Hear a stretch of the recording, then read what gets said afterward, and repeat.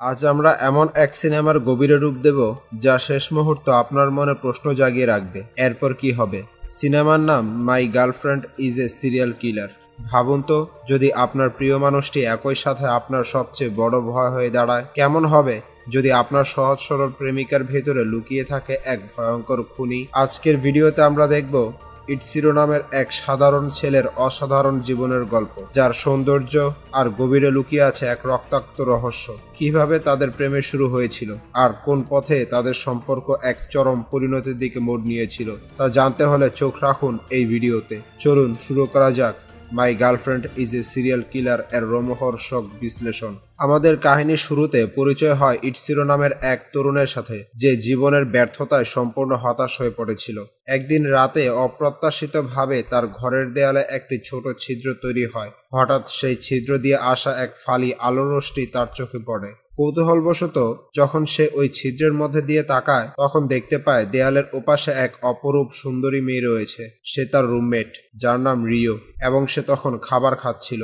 এরপর থেকে ইটসিরো প্রায়ই ওই ছিদ্রের আড়াল থেকে মেয়েটিকে দেখতে থাকে। কিন্তু একদিন সে যখন রিউকে দেখার চেষ্টা করছিল, তখন কিছু একটা সামনে থাকায় তাকে দেখা যাচ্ছিল না। তাই ইটসিরো রিওর বাসায় দরজার সামনে গিয়ে ভেতরে উকি মারার চেষ্টা করে। ঠিক তখনই বাইরে থেকে একটি মেয়ে তাকে দেখে ফেলে। ইটসিরো দ্রুত কাজ করার ভান করে। এদিকে সেই মেয়েটি নিচতলায় তার নিজের ভাইয়ের জন্য খাবার রেখে চলে যায়। বোঝা যায় তার ভাইও এখানে থাকে। আমাদের ইটসিরো সম্পূর্ণ বেকার ছিল এবং তার প্রচন্ড ক্ষুধাও লেগেছিল। এই কারণে সে নিচে গিয়ে খাবার চুরি করে খেয়ে নেয়। কিন্তু তখনই উপর থেকে রিও ইটসিরোকে এই কাজটি করতে দেখে ফেলে। তাদের মধ্যে কথোপকথন হয় এবং রিও তখন ইটসিরোকে দুপুরের খাবারের জন্য আমন্ত্রণ জানায়। এরপর দুপুরে যখন ইটসিরো রিওর ঘরে ঢোকে, প্রথমে তার নজর যায় সেই ছিদ্রটির দিকে, যেটি রিওর বুকশেলফের পেছনে লুকিয়েছিল। তারা দুজন যখন খাবার খাওয়া শুরু করে, ইটসিরোর কাছে খাবারটি এতটাই সুস্বাদু লাগে যে সে বারবার প্রশংসা করতে থাকে। এতে রিও খুশি হয়ে যায় এবং বলে, তোমার যখন ইচ্ছে হবে তুমি এসে খেয়ে যেও। খাবার শেষে ইটসিরো হাসি মুখে নিজের বাসায় ফিরে যায় এবং নিজের ঘর থেকে লুকিয়ে লুকিয়ে রিওকে দেখতে থাকে। এরপর একদিন যখন তারা একসাথে খাবার খাচ্ছিল, ইটসিরো রিওকে জিজ্ঞাসা করে, আমি যে বারবার তোমার বাসায় আসি, তোমার কোনো সমস্যা হচ্ছে না তো? রিও তখন বলে, আরে না, সমস্যা হবে কেন? তুমি তো চাইলে আমার সাথে এক বিছানায় থাকতেও পারো। কি রে ভাই, এসব কি? প্রথম দিকে নায়ক নায়িকার এত দ্রুত মিল হয়ে গেল, তার মানে বুঝতেই পারছেন এরপরে অনেক বড়সড় জটিলতা আছে। এরপর আস্তে আস্তে ইটসিরো রিওর প্রেমে পড়তে থাকে, কারণ ইটসিরোর চোখে রিওর চেয়ে ভালো মেয়ে পৃথিবীতে আর একটিও ছিল না। সে রাত থেকে সে সিদ্ধান্ত নেয় যে সে আর রাতের বেলায় রিওকে লুকিয়ে লুকিয়ে দেখবে না, কিন্তু খুব বেশিক্ষণ নিজেকে আটকে রাখতে পারে না। সে আবারও রিওকে ছিদ্র দিয়ে দেখতে চলে যায়, কিন্তু এবার সে ছিদ্র দিয়ে রিওর সাথে আরেকটা ছেলেকে দেখতে পায়। ইটসিরোর মনে হয় এটা হয়তো রিওর প্রেমিক হবে, কিন্তু হঠাৎ করে রিও সেই ছেলেটির গলা নৃশংসভাবে কেটে ফেলে এবং তারপরে শয়তানের মতো হাসতে শুরু করে। এটা দেখে ইটসিরোর মাথা তো পুরো নষ্ট হয়ে যায়। আমি এটা কি দেখলাম? সে দেয়ালে একটা ধাক্কা মারে, যার ফলে ওই ছিদ্রের সামনে একটা বই পড়ে যায়। সে বিশ্বাসই করতে পারছিল না যে মেয়েটিকে দেখে এত সহজ সরল মনে হয় সেই মেয়েটি কাউকে খুনও করতে পারে। যখন সে এই ভয়ানক ঘটনা সম্পর্কে ভাবছিল, ঠিক তখন কেউ একজন দরজায় কড়া নাড়ে। দরজার সামনে গিয়ে সে দেখে যে রিও তার জন্য খাবার নিয়ে এসেছে এবং তাকে দেখে মনে হচ্ছিল যেন সে ইটসিরোর প্রেমে পড়ে গিয়েছে। রিও বলে, আজকে আমি তোমার বাসায় বসে খাবো। এরপর খাবার দেওয়ার শেষে ইটসিরো সেই ছিদ্রের সামনে থেকে বইটা সরিয়ে আবারও রিওকে দেখতে শুরু করে। তার কাছে মনে হতে থাকে একটু আগে সে যা দেখেছে সেটা হয়তো তার কল্পনা ছিল। কিন্তু তখনই মিজি নামের একজন মহিলা সেখানে আসে। ইটসিরো বুঝতে পারে না ঘটনাটা কি। পরের দিন ইটসিরো যখন তার কাপড় ধুতে যাচ্ছিল, রিও তখন তাকে বলে, তুমি আমার ওয়াশিং মেশিন ব্যবহার করতে পারো। সেখানে তারা আবারও ওই দিন রাতে একসাথে ডিনার করার পরিকল্পনা করে। কিন্তু তখনই হঠাৎ করে ইটসিরোর গত রাতের ঘটনাটা মনে পড়ে যায়। তারপরও সে নিজেকে মানিয়ে নেয়, কারণ সে রিওকে পছন্দ করে। এরপর রাতের বেলায় সে যখন খাবার টেবিল সাজাচ্ছিল, তখন সে রিওর ঘর থেকে একটা অদ্ভুত আওয়াজ শুনতে পায়। আর সে যখন ছিদ্র দিয়ে উকি দেয়, তখন সে দেখতে পায় রিওর ঘরে আরো একটা ছেলে এসেছে এবং রিও তাকে নির্দয়ভাবে খুন করে ফেলে। এবার ইটসিরো বুঝে যায় যে ওটা তার কোনো কল্পনা ছিল না। সে এবার ভয় পেয়ে জোরে চিৎকার করা শুরু করে। তখনই রিও তার আওয়াজ শুনতে পায় এবং তার উপর আক্রমণ করা শুরু করে। আমাদের ইটসিরো তখন জীবন বাঁচাতে পালাতে শুরু করে এবং ভবনের ছাদে চলে যায়। কিন্তু রিও পেছন পেছন সেখানে সেখানে পৌঁছে যায়। সেখানে রিউ তাকে জিজ্ঞাসা করে, তুমি আমার সত্যটা কিভাবে জানলে? ইটসিরো তখন সেই ছিদ্র সম্পর্কে বলে দেয়। একই সাথে সে ভয়ে ভয়ে নিজের ভালোবাসার কথাও বলে দেয়, আমি তোমাকে ভালোবাসি। কিন্তু রিউ তো একজন সিরিয়াল কিলার। সে ইটসিরোর গলায় ছুরি ধরে জিজ্ঞাসা করে, তোমার শেষ ইচ্ছা কি? যার উত্তরে ইটসিরো বলে, আমি তোমাকে আমার প্রেমিকা বানাতে চাই। এটা শুনে রিউর খুব ভালো লাগে। রিউ তখন তার মুখে ছিটে যাওয়া রক্তগুলো চেটে ইটসিরোকে চুমু দেয়। একই সাথে তার প্রেমিকা হওয়ার জন্য রাজিও হয়ে যায়। এরপর ইটসিরো রিউর কথায় একটা ডিপার্টমেন্টাল স্টোরে কাজ নেয়। সেখানে সে যখন ব্লেড দিয়ে বক্স খুলছিল তখন তার কাছে মনে হয়, আরে আমার প্রেমিকা তো এইসব ব্লেড দিয়ে মানুষই খুন করে ফেলে, আর আমি বক্স খুলতে পারছি না। অর্থাৎ সে খুশিও হয় আবার ভয়ও পায়। পরের দিন সকালে রিউ ইটসিরোকে নিয়ে নিজের কলেজে যায় এবং নিজের বন্ধু বান্ধবদেরকে বলে, ইটসিরো আমার প্রেমিক। এটা শুনে ইটসিরো তো মনে করে খুশিতে বাকুম বাকুম। এরপর ইটসিরো সিদ্ধান্ত নেয় সে ওই কলেজে ভর্তি হবে, যাতে করে রিউকে সে বাকি ছেলেদের কাছ থেকে বাঁচাতে পারে। কিন্তু এটা শুনে রিউ তাকে উল্টো বলে, তুমি আমাকে ছেলেদের হাত থেকে বাঁচাবে? আরে ভাই, আমি নিজেই তো প্রতিদিন রাতে একটা করে ছেলে খুন করি। আমি হচ্ছে একজন সিরিয়াল কিলার, তুমি কি ভুলে গেলে? কিন্তু তখন ইটসিরো জিজ্ঞাসা করে, রিও তুমি এগুলো আর কতদিন করবে? রিও এর কথার কোনো উত্তর দেয় না। কিছুদিন পরে ইটসিরোর সাথে হাঁটার সময় রিও হঠাৎ করে একটা রেইনকোট পরে নেয় এবং আশেপাশে মানুষকে খুন করতে শুরু করে।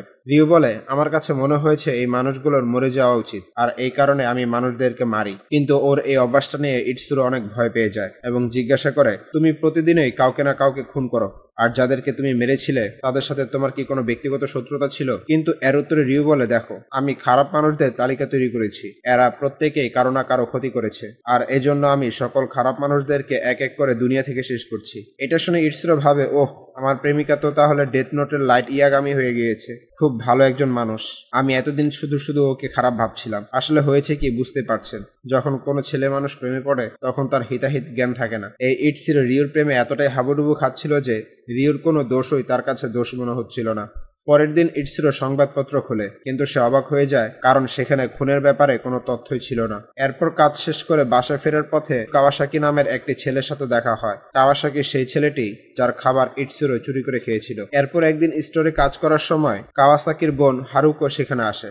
ইটসিরোর কাছে যখন সে দাম জিজ্ঞেস করে তখন আমাদের ইটসিরো দাম নেয় না, কারণ সে একসময় গরিব থাকতে ওদের খাবার চুরি করে খেয়েছিল। কাজ শেষে ইটসিরো যখন বাসায় ফিরছিল তখন সে ওই ছিদ্র দিয়ে দেখে সে রিউ তার জন্য একটা নোট রেখে গিয়েছে এবং সে ইটসিরোকে 10টা বাজে দেখা করতে বলেছিল। এই জন্য সে গোসল করে তৈরি হয়ে নেয় এবং রিউর জন্য 10টা পর্যন্ত অপেক্ষা করতে থাকে। কিন্তু হঠাৎই সে রিউর ঘর থেকে আওয়াজ শুনতে পায়। তৎক্ষণাৎ ছিদ্র দিয়ে উকি দিয়ে দেখতে পায় যে এবার কাওয়াসাকির হাত পা বাঁধা এবং রিউ তাকে খুন করতেই যাচ্ছে। এটা দেখে ইটসিরো চিৎকার করে এবং ওকে থামানোর চেষ্টা করে। এরপর সেকেন্ডের মধ্যে কাওয়াসাকিকে একেবারে খুব ব্রুটাল ভাবে মারা হয়। কিছুক্ষণের মধ্যেই সে ইমনিজি মহিলা এবং তার পুরো টিম সেখানে হাজির হয় এবং পুরো ঘরটা এমনভাবে পরিষ্কার করে ফেলে যেন এই খুনের কোনো প্রমাণই না থাকে। কিন্তু তখনই ইটসিরো রিউর ঘরে যায় এবং ওই ইমনিজি মহিলাকে জিজ্ঞেস করে, আপনি এগুলো কেন করছেন আর কেন এগুলো রিউকে দিয়ে করাচ্ছেন? ইমনিজি উল্টো উত্তর দেয়, দেখো এই পৃথিবী অনেকেরই লাশের প্রয়োজন হয়, সেটা কিডনির জন্য, লিভারের জন্য, চোখের জন্য, এমনকি জুয়েলারির জন্য। যেমন দেখো আমার কানের দুল, এটা মানুষের আঙ্গুল দিয়ে বানানো হয়েছিল। ইটসিরো এটা দেখে ভয় পেয়ে যায়। তারপরও প্রশ্ন করে, আপনারা কাওয়াসাকির মতো একজন ভালো মানুষকে কেন মারলেন? এটা শুনে ইমনিজি ইটসিরোকে কাওয়াসাকির ঘরে নিয়ে যায়, যেখানে চারদিকে খালি রক্ত আর রক্ত ছিল এবং বিড়ালের লাশ ছিল। সেখানে সে দেখায় কাওয়াসাকি বিড়ালদের নির্মমভাবে মেরে ফেলতো এবং বিড়াল দিয়ে অলংকার বানাতো।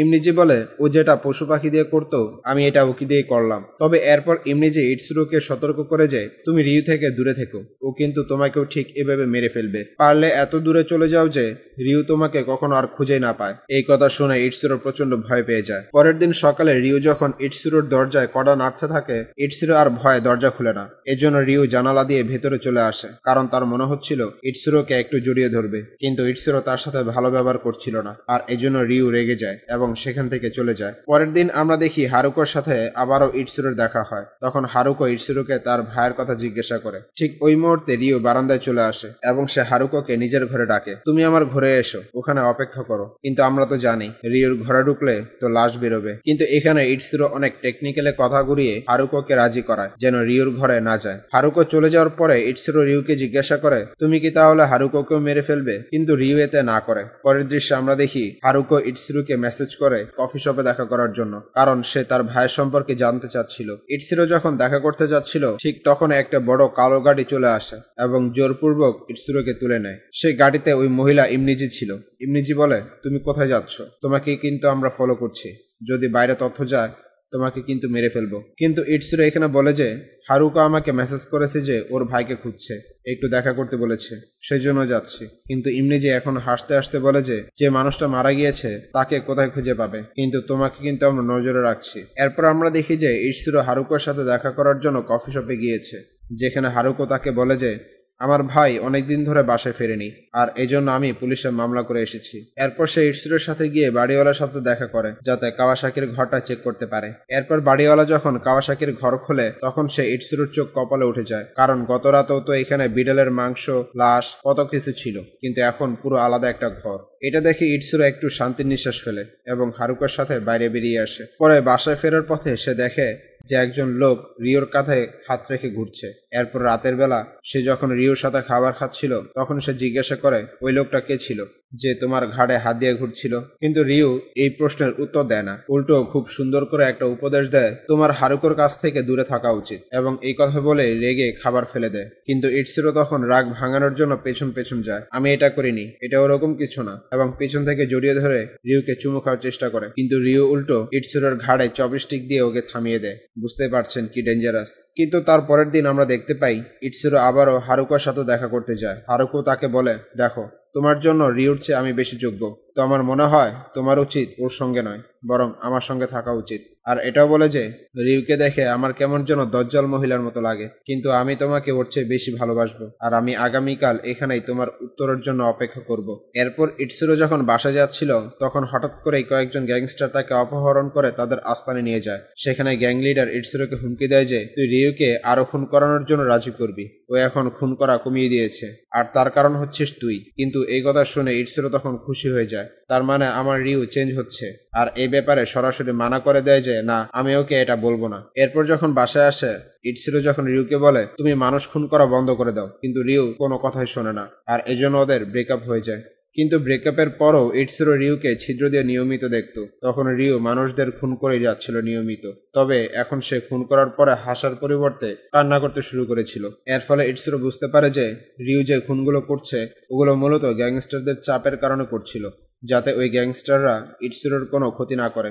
এটা বুঝতে পেরে ইটসুরো অনেক বেশি রেগে যায় এবং এই বদনা দৌড়াতে দৌড়াতে একাই যায় গ্যাংস্টার আস্তানায় এবং গ্যাং লিডারকে বলে, হ্যাঁ তুই আমার গার্লফ্রেন্ড রিউকে দিয়ে জোরপূর্বক খুন করাচ্ছিস, তুই এটা বন্ধ করবি। সে ছোট্ট একটা ছুরি দিয়ে গুন্ডাদের উপর হামলা করা শুরু করে, কিন্তু ওর তো কোনো অভিজ্ঞতা নেই। গুন্ডারা উল্টো তাকে মেরে বেহাল দশা করে ফেলে। লাস্টে যখন ওকে একেবারে চিরতরে মেরেই ফেলবে তখনই একটা গ্যাস গ্রেনেড এখানে আসে, চারদিক ধোঁয়া দিয়ে ভরে যায়, আর আমরা দেখতে পাই রেইনকোট এবং মাস্ক পরা এখানে রিও চলে এসেছে। নর্মালি আমরা সিনেমায় দেখি যে নায়িকাকে বাঁচাতে নায়ক আসে, কিন্তু এবার দেখতে পাচ্ছি আমরা নায়ককে বাঁচাতে নায়িকা এসেছে। এখানে নায়িকা একে একে সকল গুন্ডাদের মেরে ফেলা শুরু করে, আর তারপর ইটসুরোকে উঠিয়ে একটা সোফায় বসায়। এবার ইটসুরো রিওকে জিজ্ঞাসা করে তুমি সবাইকে মারার পরে আগে হাসতে, এখন হাসো না কেন? রিও এর উত্তরে বলে এই কাজটা করতে এখন আর আমার ভালো লাগে না। এই কথা শুনে ইটসুরো অনেক বেশি খুশি হয়ে যায় এবং রিউকে চুমু খেয়ে বসে। তার কাছে মনে হয় যে রিউ ভালো হয়ে গিয়েছে, নতুন করে সংসার শুরু করবে, নতুন জীবন শুরু করবে। কিন্তু তখনই রিউ আমাদের সবাইকে অবাক করে দিয়ে একটা কাজ করে বসে, ইটসুরোর পেটে ছুরি ঢুকিয়ে দেয় এবং বলে আমি সবসময় আমার ভালোবাসার মানুষকে মারা যেতে দেখতে চেয়েছিলাম, অবশেষে সেটা পূরণ হলো। আর তারপর ইটসুরোকে বলে আই লাভ ইউ ইটসুরো, আর ইটসুরো তখন বলে আই লাভ ইউ টু। এই কথা বলে ইটসুরো মেঝেতে লুটিয়ে পড়ে। আর তারপর আমরা দেখি রিউ ইমনিজির সাথে দেখা করে এবং তাকে বলে এই শহর ছেড়ে আমি চলে যাচ্ছি, আর এটাও বলে যে এখন থেকে ইটসুরো আমাকে আর ছিদ্র দিয়ে দেখবে না। কিন্তু তখনই হঠাৎ করে আমরা দেখতে পাই ইটসুরো লাঠির সাহায্যে হাঁটতে হাঁটতে চলে এসেছে। এখানে আসলে আমরা জানতে পারি যে রিউ মূলত অনেক বড় একটা গ্যাং এর আন্ডারে ছিল, সেই গ্যাং এখনো রয়েছে, অনেক বড় গ্যাং, আর এই ইমনিজির সাথে তার অনেক ভালো সম্পর্ক। তো এই জন্য এখানে সেটা বোঝানো হয়েছে। রিউ ইটসুরোকে মেরে ফেলেছে সে হত্যাকাণ্ডের নাটক সাজায়, যাতে ওরা এখান থেকে পালিয়ে নতুন করে একটা জীবনের যাত্রা শুরু করতে পারে। আমরা শেষ মুহূর্তে এসে জানতে পারলাম রিউ তার ভালোবাসার মানুষ ইটসুরোকে খুন করেনি, বরং এটা ছিল এক সুচিন্তিত নাটক যা তাদের গ্যাংয়ের হাত থেকে মুক্তি দিয়ে একটি নতুন জীবন শুরু করার জন্য সাজানো হয়েছিল। ভালোবাসা, ত্যাগ এবং নতুন করে বাঁচতে চাওয়ার এই অসাধারণ কাহিনী আপনাদের মনে কি রেখাপাত করলো? একজন সিরিয়াল কিলার এবং এক সহজ সরল প্রেমিকের এই রোমাঞ্চকর যাত্রা আপনাদের কেমন লাগলো তা অবশ্যই কমেন্ট করে জানাবেন। আপনাদের মতামত আমাদের জন্য অত্যন্ত মূল্যবান। যদি ভিডিওটি ভালো লেগে থাকে তবে একটি লাইক দিতে ভুলবেন না, আপনার বন্ধুদের সাথে শেয়ার করুন। এমনই আরো দুর্দান্ত ভিডিও পেতে আমাদের চ্যানেলটিকে সাবস্ক্রাইব করুন। দেখা হবে খুব শীঘ্রই নতুন কোনো অদেখা গল্পের রহস্য উন্মোচন করতে। ততদিন পর্যন্ত ভালো থাকুন, সুস্থ থাকুন।